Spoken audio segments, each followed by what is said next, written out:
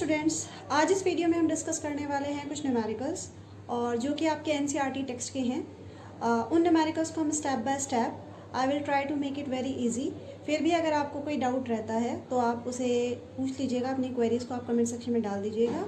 And one more thing, NCERT he text के या और भी कोई न्यूमेरिकल अगर आपको नहीं आता है या आपके लिए डाउटफुल है तो आप उसके बारे में भी कमेंट सेक्शन में डाल दीजिएगा and then I will try to make a separate video for that.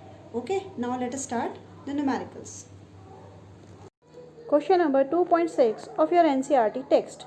How many milliliter of 0.1 molar HCl are required to react completely with 1 gram mixture of sodium carbonate and sodium hydrogen carbonate, that is Na2CO3 and NaHCO3 containing equimolar amounts of both. So let us solve it.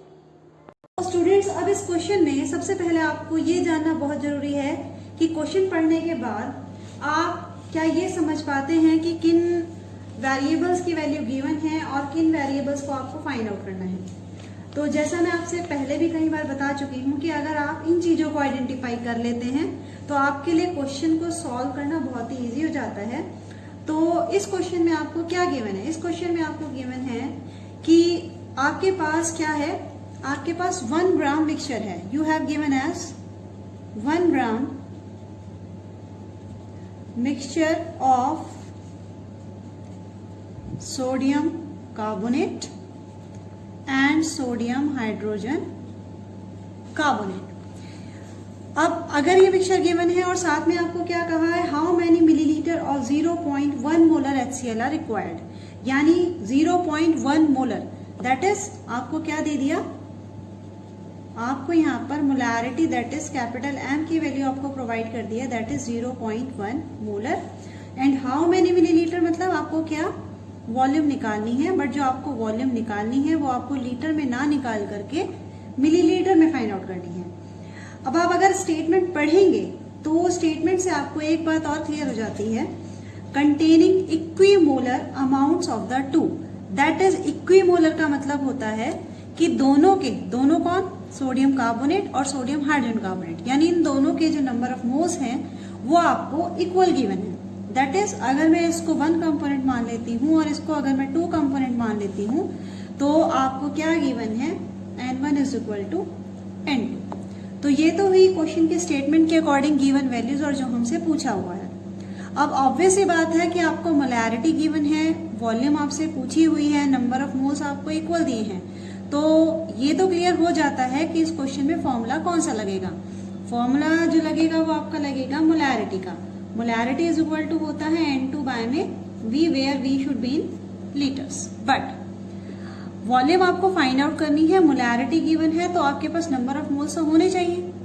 तो इसके लिए आप क्या करेंगे, सबसे पहले आप number of moles find out करेंगे। अब number of moles find out करने के लिए आपके पास अब गिवन मास तो है नहीं, आपके पास क्या है, 1 ग्राम मिक्सचर है। सो वी विल एज्यूम, हम क्या एज्यूम करेंगे, let the amount of sodium carbonate be x gram. Total में से अगर हमने सोडियम कार्बोनेट के अमाउंट को x माना है तो देयरफॉर अमाउंट ऑफ NaHCO3 कितना हो जाता है, 1 माइनस x ग्राम। अब इन दोनों के नंबर ऑफ मोल्स के लिए ऑब्वियस ही बात है हमें क्या करना पड़ेगा, इनका मोलर मास फाइंड आउट करना पड़ेगा। तो यहां पर हम इन दोनों का मोलर मास फाइंड आउट कर लेते हैं, sodium carbonate and sodium hydrogen carbonate का। ओके, तो जब आप इसका मोलर मास फाइंड आउट करेंगे तो इसका मोलर मास आ जाएगा 106 ग्राम्स पर मोल। और इसी तरीके से जब आप NaHCO3 का मास फाइंड आउट करेंगे तो वो आपका आ जाएगा कितना, 84 ग्राम्स पर मोल। तो आपके पास दोनों के नंबर ऑफ मोल्स आ जाएंगे किन वैल्यू से, इससे और इससे। देयरफॉर N1 आपका कितना हो गया, N1 मीन्स हमने 1 कंपोनेंट किसको माना था, सोडियम कार्बोनेट को, तो N1 हो जाएगा given mass that is x divided by 106। Similarly N2 हमारा हो जाएगा 1 minus x divided by 84, but according to question क्या दिया हुआ है आपको, n1 is equal to n2 given, so this value become equal to this value, तो x by 106 is equal to 1 minus x by 84। अब आप इसको सॉल्व कर लीजिए, इधर ही क्रॉस मल्टीप्लाई हो जाएगा, 84x is equal to 106 minus 106 of x, so it becomes 106 is equal to 84x plus 106x, so 106 is equal to 190x, so x become how much, 106 पाए में 190। ओके, अब जो ये x की वैल्यू आपकी आएगी वो x की वैल्यू आप फाइंड आउट कर सकते हैं, and it will become how much, it will become as, तो आपकी x की वैल्यू क्या आ जाएगी, 106 डिवाइडेड बाय 190 इक्वल टू 0.557। तो ये आपकी x यानी कि सोडियम कार्बोनेट का अमाउंट आ गया। अगर आप चाहें तो सोडियम हाइड्रोजन कार्बोनेट का भी अमाउंट निकाल सकते हैं, क्योंकि अगर आप इसे 1 में से माइनस करेंगे that is 1.557, sorry 1 minus 0.557, then it will become equal to 0.443। तो ये आपका दोनों का अमाउंट आ चुका है। अब आपको क्योंकि नंबर ऑफ मोल्स निकालने हैं, तो अगर आप एक के नंबर ऑफ मोल्स निकालेंगे तो वो नंबर ऑफ मोल्स दूसरे के भी माने जाएंगे, बिकॉज क्वेश्चन में ये गिवन है कि they have equal number of moles. तो हम किसी भी एक का नंबर ऑफ मोल्स निकाल लेते हैं, जैसे कि सपोज मैंने n1 निकाला है, n1 equal to x bye 106 है, और x की वैल्यू हमने फाइंड कर ली है, कितनी है 0.557, and it is divided by 106।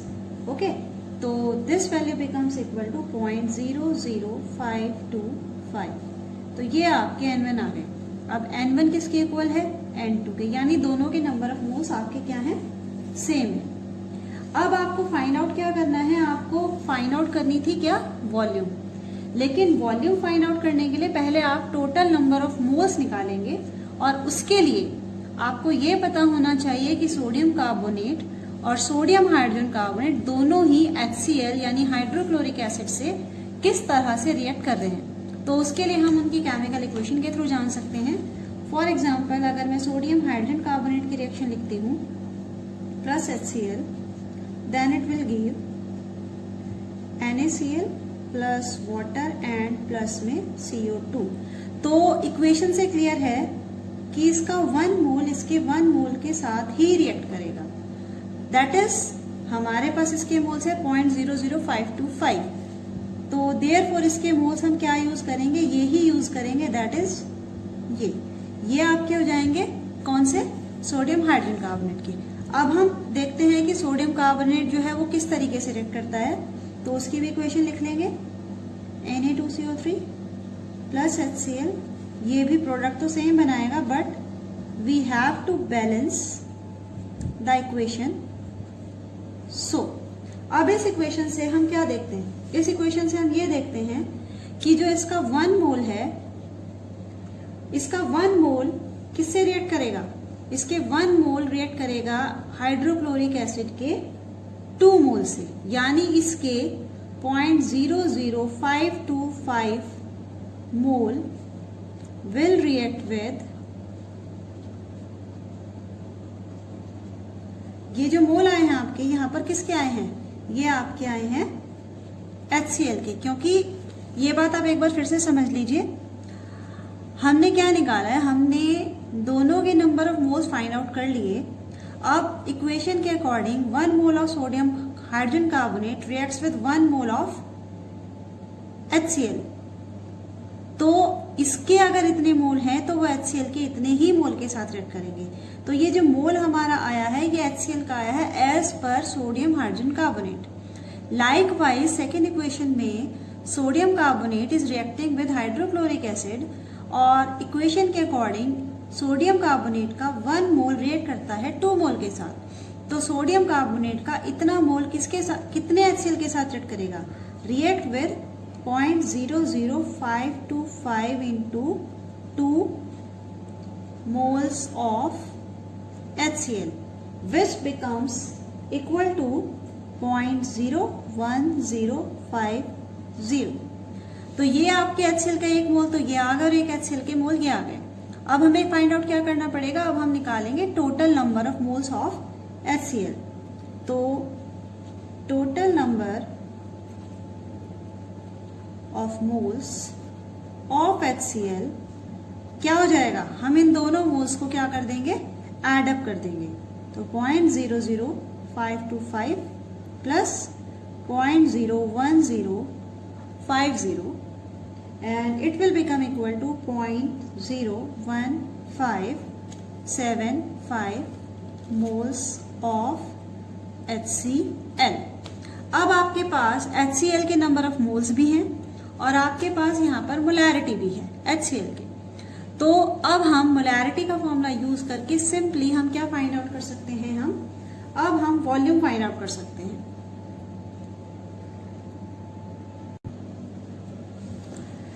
तो अब आपके पास मोलैरिटी का फॉर्मूला है N2 बाय में V। हमारे पास नंबर ऑफ मोल्स कितने आए थे टोटल, 0.01575। वॉल्यूम हमें फाइंड आउट करनी है और मोलैरिटी गिवन है 0.1। तो वॉल्यूम किसकी इक्वल हो जाएगी, 0.01575 डिवाइडेड बाय 0.1। बट ये जो वैल्यू आएगी वो आएगी आपकी लीटर्स में। बट क्वेश्चन में जो आपसे पूछा है वो मिलीलीटर से पूछा हुआ है, तो हम इसमें मल्टीप्लाई और कर देंगे। और किससे करेंगे, हम मल्टीप्लाई कर देंगे 1000 से to convert it into millilitres. And after solving all this we will get 157.5 millilitre. So this is your answer. Okay. अब हम आते हैं नेक्स्ट न्यूमेरिकल पे। So next question is question number 2.9. A sample of drinking water was found to be severely contaminated with chloroform, that is CHCl3, supposed to be a carcinogen. The level of contamination was 15 ppm, that is parts per million by mass. In first part you have to express this in percentage by mass, and in second part you have to determine the molality of chloroform in the water sample. Question में आपसे given है कि drinking water है और वो drinking water contaminated है और जो लेवल ऑफ कंटामिनेशन है वो आपको गिवन है 15 ppm गिवन है। यानी कि 15 ppm का मतलब होता है पार्ट्स पर मिलियन।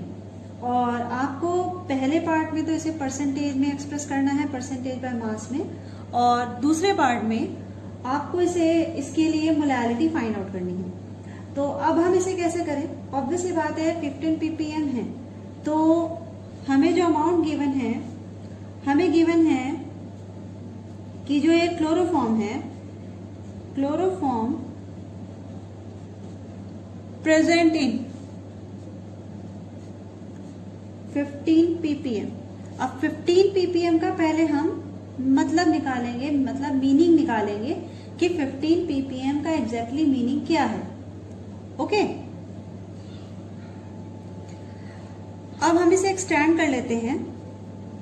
15 ppm दैट इज क्या हुआ, 15 पार्ट्स पर मिलियन। और पर मिलियन का मतलब आप जानते हैं होता है 10 की पावर 6। दैट इज हम इसे ऐसे भी कह सकते हैं कि 10 to the power 6 gram of water contains 15 gram of CHCl3। क्यों कह सकते हैं, क्योंकि हमें गिवन था कि कंटामिनेशन जो वाटर में है वो 15 ppm है। 15 ppm का मतलब होता है पार्ट्स पर मिलियन, यानी कि 1 मिलियन में इतना पार्ट प्रेजेंट है।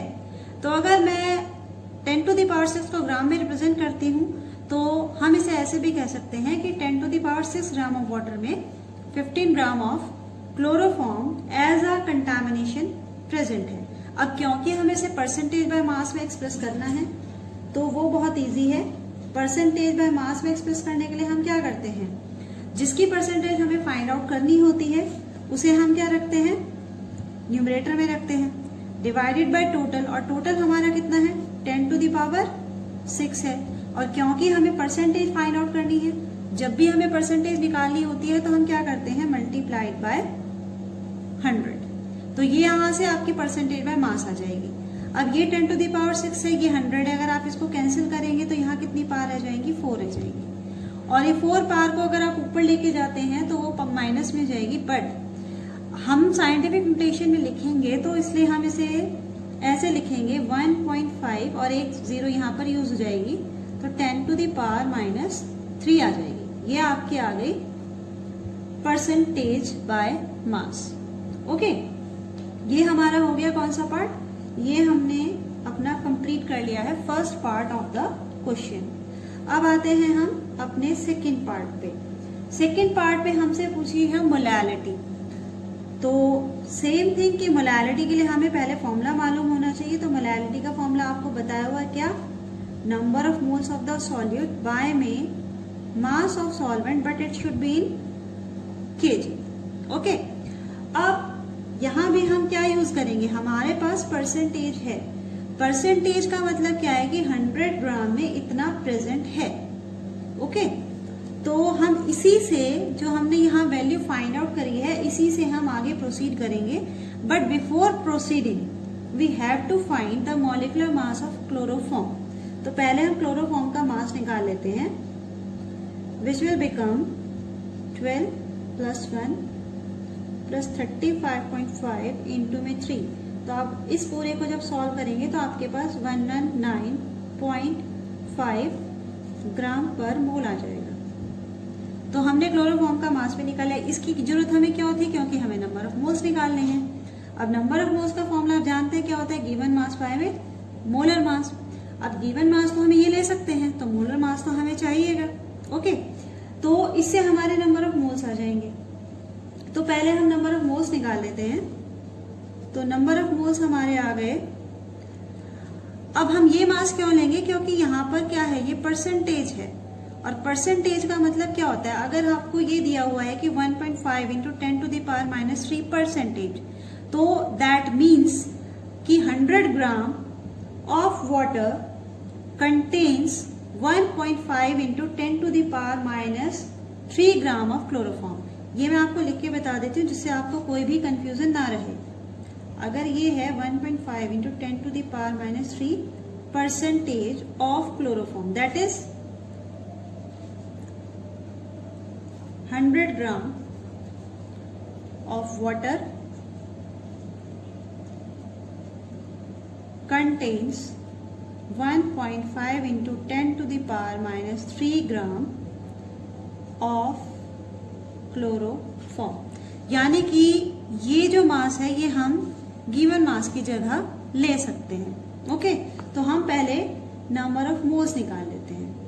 तो N2 = हमारा हो गया 1.5 into 10 to the power -3 and divided by given mass, क्योंकि N2 क्या हो जाएगा, W2 बाय में M2। और मोलर मास हमने क्या निकाला था, 119.5। अब इसे अभी हम यहाँ सॉल्व नहीं करते हैं, हम मोलैलिटी के लिए फॉर्मूला जो यूज करेंगे डायरेक्ट उसी में वैल्यू पुट कर देंगे। मोलैलिटी था हमारा नंबर ऑफ मोल्स, जो कि हम ऑलरेडी फाइंड आउट कर चुके हैं, divided by mass of solvent in KG. Because तो अब यहाँ देखिए, हमने मोलैलिटी की जगह, मोलैलिटी के फॉर्मूले में हमने वैल्यू पुट की है, N2 की वैल्यू हमने पुट कर दी। अब प्रॉब्लम कहाँ आएगी, आपको यहाँ आएगी कि मास ऑफ सॉल्वेंट इन केजी। वो वैल्यू हम लेकर आएंगे यहाँ से। हमने परसेंटेज से क्या यूज किया था, परसेंटेज का हमने मीनिंग क्या निकाला कि 100 gram of water contains this much of CHCl3, और वाटर क्या है, सॉल्वेंट है। तो हमने ये जो मास है हमारा किसके लिए, 100 ग्राम के लिए है। That is we are using air 100 gram of the solvent. So mass of solvent हमारा कितना हो गया, 100, but it should be in kg. अब केजी में है तो इसका मतलब 1000 से डिवाइड होगा, और वो डिवीजन कहाँ चली जाएगी आपकी, जब आप 100 को 1000 से यहाँ डिवाइड करेंगे तो वो ऊपर चला जाएगा। सो ये आ जाएगा आपका। और अब इसे अगर आप सॉल्व करते हैं 0 से, तो आपकी 0 कैंसिल हो ही जाएंगी। और फाइनली जब आप इसको सॉल्व करेंगे, so your answer will become 1.25 into 10 to the power -4 जिसे शॉर्ट में मोलर भी लिख सकते हैं, या आप चाहें तो मोल्स पर केजी भी लिख सकते हैं। That is 1.25 into 10 to the power -4 moles per kg. Okay, so this was your question number 2.9. Now we will do the So question number 2.15 is an aqueous solution of 2% non-volatile solute exerts a pressure of 1.004 bar at the normal boiling point of the solvent. So what is the molar mass of the solute? That is, you have to calculate the molar mass of the solute. तो question को पहले हम समझ लेते हैं step by step, यानी कि थोड़ा थोड़ा करके, जिससे कि आपको क्वेश्चन में दी गई वैल्यूज के बारे में पता लग जाए, तो ही आप क्वेश्चन को सॉल्व कर पाएंगे। तो हम बिल्कुल थोड़ा थोड़ा क्वेश्चन पढ़ेंगे और फिर उससे हम समझते हैं कि हमें क्या दिया हुआ है। तो फर्स्ट स्टेटमेंट जो लाइन है इसकी, वो क्या है? An aqueous solution of 2% non volatile solute, जो कि मैंने यहाँ ऑलरेडी मेंशन की हुई है। हमें क्या गिवन है? 2% नॉन वॉलेटाइल सॉल्यूट। अब जितने भी हमने क्वेश्चन करे हैं पहली वीडियोस में भी और अब भी, तो उससे आप ये जान गए होंगे कि 2% नॉन वॉलेटाइल सॉल्यूट का मतलब क्या हुआ, कि अगर हम उसे परसेंटेज को ग्राम से बदलते हैं तो हम उसे क्या कह सकते हैं? That is 2 gram of non volatile solute is present, कितने में? Is present in 100 gram of the solution. That is total mass हुआ 100, सॉल्यूट का मास हुआ 2 ग्राम। तो W2 की वैल्यू हमें क्या मिल गई? 2 ग्राम। और W1 की वैल्यू हमें क्या मिल गई? 100 माइनस 2, दैट इज 98 ग्राम। तो 2 वैल्यूज आ गई हमारे पास। इसी छोटे से स्टेटमेंट से हमारे पास 2 वैल्यू आ गई, एक W1 की और एक W2 की। अब आगे गिवन है एक्सर्ट्स अ प्रेशर ऑफ 1.004 बार। अब आप लोगों को जो सबसे मेजर प्रॉब्लम आती है वो ये आती है कि ये प्रेशर आखिर क्या गिवन है। तो उसके लिए आप क्वेश्चन को धीरे से पढ़ें और बीच में अगर एक्स्ट्रा वैल्यूज हैं उनको आप ओमिट करके पढ़ें। दैट इज, जो आपको यहाँ दिया है क्वेश्चन में, an aqueous solution of 2% non volatile solute, तो आप एक बार इसको ना पढ़िए और सीधा ऐसे पढ़ें, an aqueous solution exerts a pressure of 1.004 बार। अब मैंने जो ये पढ़ा है तो इससे बिल्कुल क्लियर हो जाता है कि जो ये प्रेशर गिवन है वो आपको सॉल्यूशन का गिवन है, और सॉल्यूशन के प्रेशर को हम डिनोट करते हैं P से।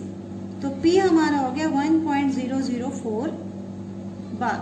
यही छोटी छोटी ट्रिक्स हैं जिनसे कि आप क्वेश्चन के बारे में अच्छे से जान सकते हैं, गिवन वैल्यूज के बारे में जान सकते हैं। एंड अगर आपने ये जान लिया then you will be able to solve the numerical very easily. और अब आते हैं नेक्स्ट पे, what is the molecular mass of the solute. Molecular mass का मतलब क्या है? आपको सॉल्यूट का निकालना है। सॉल्यूट के मॉलिक्यूलर मास को हम डिनोट करते हैं M2 से। दैट इज, आपको फाइंड आउट करना है M2। तो M2 is equal to question mark. अब now the next problem is कि आप इसमें फॉर्मूला क्या यूज करें।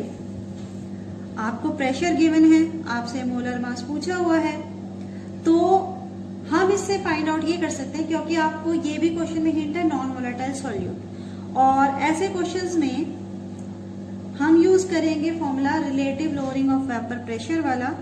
तो relative lowering of vapour pressure का फॉर्मूला होता है P not minus P divided by P not, और किसके इक्वल होता है? वो होता है आपके x2 के, जिसे हम ऐसे भी लिख सकते हैं N2 divided by N1 plus N2। और अगर आपको ध्यान हो तो मैंने ये बताया था कि जब सॉल्यूट के नंबर ऑफ मोल्स बहुत लेस होते हैं, या हम ये कहें कि सॉल्वेंट सॉल्यूट की कंपैरिजन में बहुत ज्यादा होता है, तो हम N2 की वैल्यू को N1 की कंपैरिजन में इग्नोर कर सकते हैं। यहाँ पर 98 ग्राम ऑफ सॉल्वेंट है और केवल 2 ग्राम ऑफ सॉल्यूट है। That is N1 is very much larger than N2, so we can ignore N2 in comparison to N1। तो हमारा फॉर्मूला क्या रह जाएगा? इज इक्वल टू रह जाएगा N2 बाय में N1 के इक्वल रह जाएगा। ओके, अब आपको वैल्यूज पुट करनी है। N2 आपका क्या होगा W2 बाय M2, जिसमें हमें M2 फाइंड आउट करना है। N1 आपका होगा W1 बाय M1। W1 आपके पास है, और क्योंकि सॉल्वेंट वाटर है तो वाटर का मोलर मास आप इजीली फाइंड आउट कर सकते हैं, जो आपका कितना आएगा 18 ग्राम। पी नॉट आपको नहीं दिया हुआ है और पी आपको दिया हुआ है, यानी कि अगर आपके पास पी नॉट की वैल्यू आ जाती है तो आप इजीली W2 आपको गिवन है तो आप इजीली M2 फाइंड आउट कर सकते हैं। क्योंकि यहाँ normal boiling point of the solvent का क्वेश्चन है, तो जो हम प्रेशर यूज करेंगे वो स्टैंडर्ड प्रेशर यूज करेंगे, ये वैल्यू आपको ध्यान रखनी होगी। तो पी नॉट की वैल्यू बार्स में 1.013 बार, ये वैल्यू हम यूज करेंगे। तो अब आपके पास सभी वैल्यूज हैं एक्सेप्ट M2, जो कि आपको फाइंड आउट करना है। अब आप इजीली इनको न्यूमेरिकल में फॉर्मूले में पुट करके आप M2 की वैल्यू को फाइंड आउट कर सकते हैं। मैं आपको बताती हूँ कि वैल्यू हम कैसे पुट करते हैं। तो आपके पास ये फॉर्मूला है, आप इसे थोड़ा सा और एक्सटेंड कीजिए। W2 बाय में M2 इंटू में W1, और ऊपर ये इसका M1 ऊपर चला जाएगा।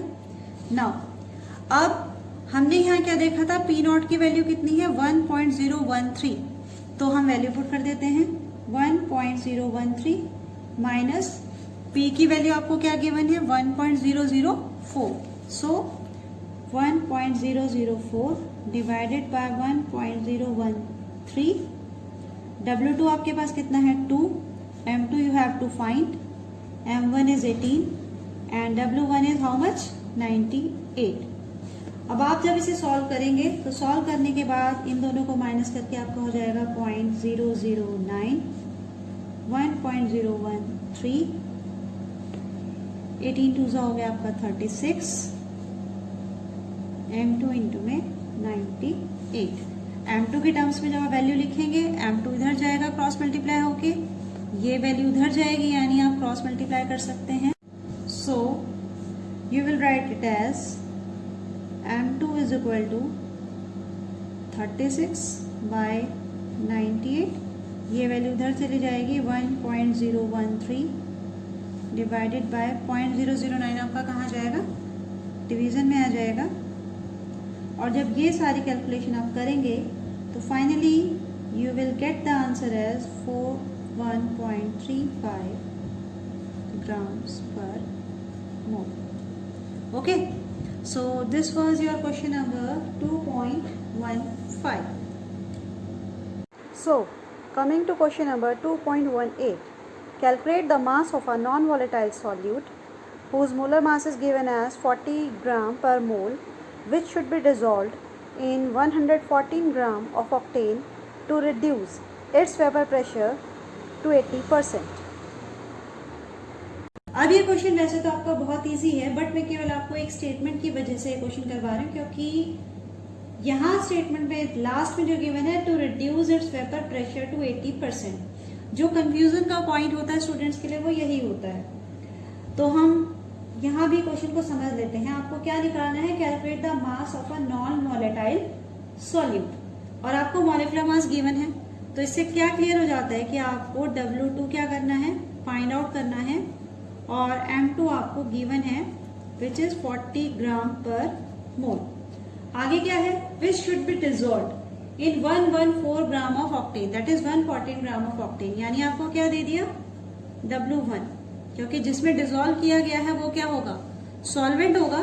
तो सॉल्वेंट का गिवन मास आपके पास है, और क्योंकि सॉल्वेंट का यहां पर आपको नाम दिया है ऑक्टेन, तो ऑक्टेन का फॉर्मूला आपको मालूम है क्या होता है, C8H18। अब इस फॉर्मूले से आप इसका मॉलिक्यूलर मास फाइंड आउट कर सकते हैं। सो M1 will become 12 into 8 plus 1 into 18, तो ये आपका सॉल्व करके 114 ग्राम ही आया है। ओके, अब आपके पास तीन वैल्यूज हो गई, M2 हो गया, W1 हो गया, M1 हो गया, W2 आपको निकालना है। अब लास्ट में जो स्टेटमेंट दिया है वो है to reduce its vapour pressure to 80%। To reduce it vapour pressure to 80% का मतलब क्या हुआ कि जो उसका वेपर प्रेशर है वो 80% तक रिड्यूस हो जाता है। दैट इज, अगर हम ये कंसिडर कर लेते हैं कि जो टोटल वेपर प्रेशर था, हम जब भी कोई वैल्यू हमें परसेंटेज में गिवन होती है तो हम टोटल को 100 कंसिडर करके चलते हैं। और ऑब्वियस सी बात है ये क्वेश्चन भी रिलेटिव लोअरिंग का ही है, ये क्वेश्चन भी रिलेटिव लोअरिंग का ही है। सो फॉर्मूला तो वही लगेगा हमारा P not minus P divided by P not is equal to N2 by में N1, जिसे आप ऐसे भी लिख सकते हैं W2 bye M2 into W1, और ऊपर क्या आ जाएगा आपका M1 आ जाएगा। बट यहाँ प्रॉब्लम आएगी आपकी कि आपको P नॉट क्या लें आप और P क्या लें। अब हम ये निकालेंगे किससे, हम निकालेंगे किस vapour pressure reduces to 80%। Vapour pressure reduces to 80%। That is, इससे हमें क्या पता लग गया कि जो vapour pressure of the solution है, ओके, वो कितना हुआ आपका, वो हुआ 80।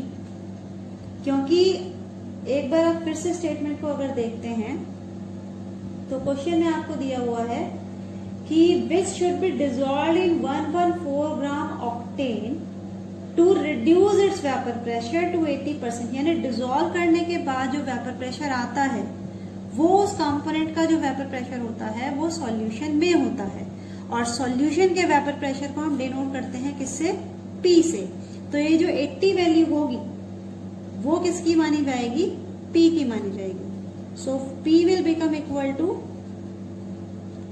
80 बार, दैट इज प्योर, कितना माना जाएगा, 100। क्यों माना जाएगा, क्योंकि यहाँ पर जो हमें प्रेशर का एक्सप्रेशन गिवन है वो हमें परसेंटेज में गिवन है। ओके, अब हमारे पास सारी वैल्यूज हैं। अब इन सभी वैल्यूज को आप पुट करके इजीली W2 फाइंड आउट कर सकते हैं। तो आपका ये फॉर्मूला है, P नॉट क्या हो जाएगा आपका 100 माइनस 80 बाय में 100 is equal to W2 we have to find, M2 given है 114 इंटू 114, ये कैंसिल आउट हो जाएंगे। ये क्या हो जाएगा आपका 20 बाय 100, W2 बाय में 40। तो W2 आपका क्या आ गया 40 इंटू 20 डिवाइडेड बाय 100, और इसे आप अगर सॉल्व करते हैं then it will become 8 gram. So this is the given mass of the solid. I think इसमें आपको कोई प्रॉब्लम नहीं हुई होगी। और अभी तक हमने जितने भी न्यूमेरिकल्स किए हैं, अगर आपको फिर भी उनमें कोई डाउट है, कुछ समझ नहीं आया है, तो आप कमेंट सेक्शन में जा करके अपनी प्रॉब्लम बता सकते हैं। I will try to solve it.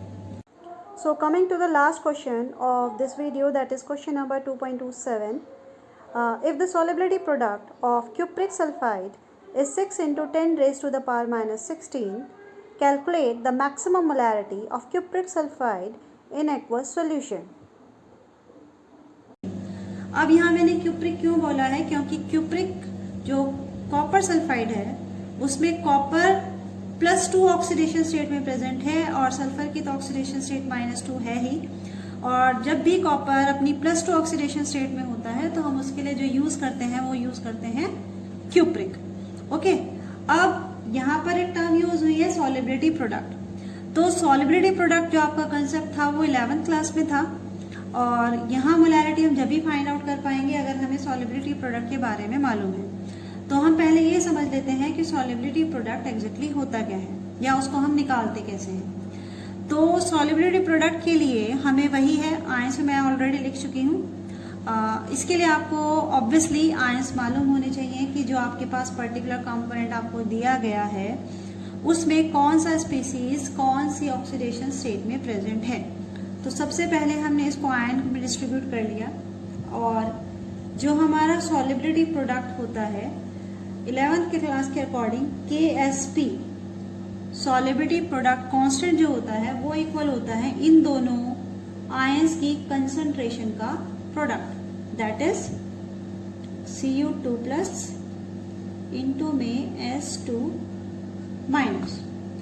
Suppose इसको अगर हम x मान लेते हैं और इसको भी x मान लेते हैं तो हमारा हो जाएगा x into x, that is हमारा क्या हो जाएगा x स्क्वायर, और इसकी वैल्यू हमें गिवन है सॉलिबिलिटी KSP जो मैंने लिखा है दैट इज सॉलिबिलिटी प्रोडक्ट, तो इसकी वैल्यू हमें ऑलरेडी गिवन है 6 into 10 raise to the power minus 16। जब हम यहाँ से x की वैल्यू फाइंड आउट करेंगे तो इधर क्या हो जाएगा, इसका रूट हो जाएगा 6 into 10 to the power minus 16। ये 10 टू द पावर माइनस 16 है तो रूट में से बाहर निकल आएगा 10 टू द पावर माइनस 8 और ये रूट 6 रह जाएगा। जब इस रूट 6 को आप सॉल्व करेंगे तो आपके पास वैल्यू आएगी 2.45 into 10 to the power minus 8, और यही जो वैल्यू होगी आपकी, यही आपकी सॉलिबिलिटी है, क्योंकि हमने सॉलिबिलिटी प्रोडक्ट से निकाली है, तो x here is the solubility. और क्योंकि हमें क्वेश्चन में मोलैरिटी निकालनी थी तो सॉलिबिलिटी यहां पर हम एक्सप्रेस करेंगे in terms of molarity. So this will be your final answer, that is हम क्या मेंशन कर सकते हैं इसे, देयरफॉर हमें क्या पूछा था, maximum molarity, so therefore maximum molarity will be equal to 2.45 into 10 to the power minus 8 molar, or you can write it as mole per liter. So this was question number 2.27. Now the next question, that is question number 2.22. At 300 Kelvin, 36 gram of glucose present in a liter of its solution has an osmotic pressure of 4.08 bar. If the osmotic pressure of the solution is 1.52 bar at the same temperature, what would be its concentration? So this is the question which is related to the colligative property, that is osmotic pressure. So now coming to the last question of this video, that is 2.22, and this question is from topic osmotic pressure. तो आइए जानते हैं question क्या है। At 300 kelvin 36 gram of glucose present per litre in it solution has an osmotic pressure of 4.98 bar. If the osmotic pressure of solution is 1.52 bar at the same temperature, what would be its concentration. अब question से पढ़ते ही ये चीज तो clear हो जाती है कि आपको दो कंडीशंस गिवन। जो पहली कंडीशन है उसमें क्या है, 300 केल्विन, यानी सबसे पहले आपको क्या दिया है, टेम्परेचर दे दिया विच इज 300 केल्विन। आगे क्या है, 36 gram of glucose present per litre. Per litre मतलब 1 लीटर इज द वॉल्यूम।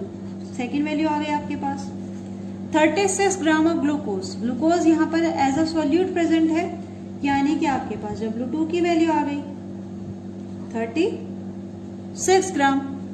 अब क्योंकि ग्लूकोज है और ग्लूकोज का फॉर्मूला आपको मालूम है, तो आप इजीली इसका मोलर मास भी फाइंड आउट कर सकते हैं, जो कि निकल कर कितना आएगा, आप इसे कैलकुलेट करेंगे तो इट विल बिकम 180 ग्राम पर मोल।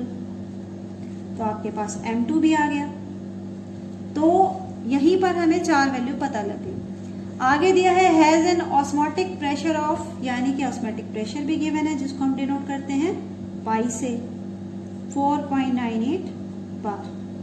ओके, अब पहले हम इतना क्वेश्चन जानते हैं, पाई का फॉर्मूला होता है CRT, जहां पर C जो हमारा होता है वो मोलैरिटी की टर्म्स में होता है, यानी कंसंट्रेशन जो होती है इसमें मोलैरिटी की टर्म्स में होती है, जिसकी वैल्यू होती है N2/V।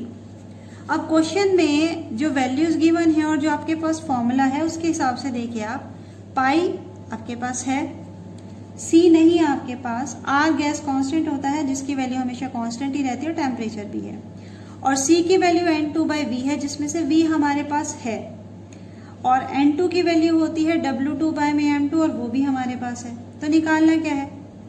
अब यही चीज स्टूडेंट्स को कंफ्यूज करती है कि अगर सब कुछ गिवन ही है तो हम निकालें क्या। बट उससे पहले कि आप इसको आगे प्रोसीड करें, आप इसका आगे का स्टेटमेंट पढ़िए। आगे स्टेटमेंट में गिवन है if the osmotic pressure of the solution is 1.52 bar at the same temperature. So यहाँ ट्विस्ट आता है कि आपको एक और ऑस्मोटिक प्रेशर दे दिया और वो ऑस्मोटिक प्रेशर आपको जो गिवन है वो है 1.52 बार। और क्या कहा है कि अगर सॉल्यूशन का ऑस्मोटिक प्रेशर 1.52 बार होता और सेम टेम्परेचर पर होता, सेम टेम्परेचर यानी 300 केल्विन पर, तब हमें उसकी कंसंट्रेशन निकालनी थी। यानी हमें यहाँ पर क्या करना होगा, फॉर्मूला तो ऑब्वियस सी बात है, फॉर्मूला यही लगेगा, बट हमें फर्स्ट कंडीशन का यूज करके सेकेंड कंडीशन में वो वैल्यू पुट करके कंसंट्रेशन निकालनी होगी। कैसे करेंगे? अब pi is equal to CRT है, पाई की वैल्यू आपके पास है तो आप रख दीजिए यहाँ पर 4.98। C की वैल्यू निकालने के लिए हम क्या करें, again we will put the value. N2 किसके इक्वल होता है, W2 बाय में M2 divided by V, so 36 by में 180, वैल्यू है वॉल्यूम की 1 और ये आपका इंटू R। अब यहाँ पर आप R और T की वैल्यू को प्लेस ना करें। क्यों ना करें?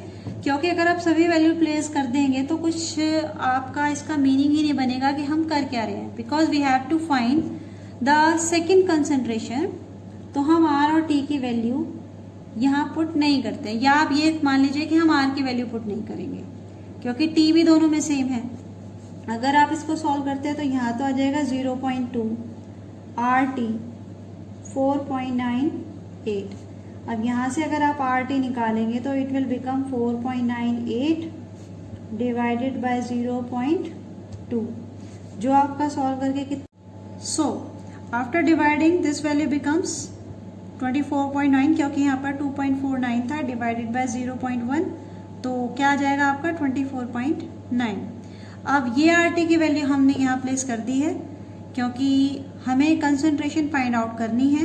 पाई ऑलरेडी हमें सेकंड कंडीशन के लिए गिवन है, that is 1.52। Concentration we have to find और RT की वैल्यू हम यहाँ से प्लेस करेंगे क्योंकि R और T दोनों ही कांस्टेंट हैं। T इसलिए कांस्टेंट है क्योंकि क्वेश्चन में गिवन था कि एट द सेम टेम्परेचर, और R ऑलरेडी कांस्टेंट होता है, तो ये दोनों की वैल्यू मिलाकर के कांस्टेंट हो जाएगी, which we can place here. So it is 24.9, तो हमने ऑलरेडी यहाँ पे प्लेस कर दिया 24.9। सो C will become equal to 1.52 divided by 24.9, और डेसिमल अगर हम हटाते हैं तो डेसिमल हटाने के बाद क्या आ जाएगा हमारा 152 डिवाइडेड बाय 2490, और इसे जब आप सॉल्व करेंगे तो सॉल्व करने के बाद आपका आंसर आएगा 0.061 molar. So this is your concentration in terms of molarity. तो जो भी क्वेश्चन मुझे टिपिकल आपके अकॉर्डिंग लगे हैं जिनमें आप थोड़ा सा कंफ्यूज हो सकते हैं, वो मैंने आपको एक्सप्लेन कर दी हैं। उसके अलावा अगर NCERT के किसी भी क्वेश्चन में आपको और कोई प्रॉब्लम होती है तो आप वो कमेंट सेक्शन में डाल दीजिएगा, और उसके डाउट्स के लिए हम बिल्कुल एक अलग वीडियो में उन प्रॉब्लम्स को सॉर्ट आउट करेंगे। एंड वन थिंग मोर, इस ईयर आपके वांट ऑफ फैक्टर और एबनॉर्मल मोलर मास के क्वेश्चंस नहीं आएंगे, तो जिन क्वेश्चंस में वांट ऑफ फैक्टर या एबनॉर्मल मोलर मास का कंसेप्ट है वो क्वेश्चन आप ना करें, like question number 32 and question number 33 of your NCERT text. और बाकी सभी क्वेश्चंस, उसके अलावा जो भी क्वेश्चन होंगे आप वो सभी ट्राई कीजिएगा और फिर बताइएगा कि आपको समझ में आया है, वीडियो से हेल्प मिली है, और आप और किन किन प्रॉब्लम्स का सॉल्यूशन चाहते हैं। Okay, till then have a good day.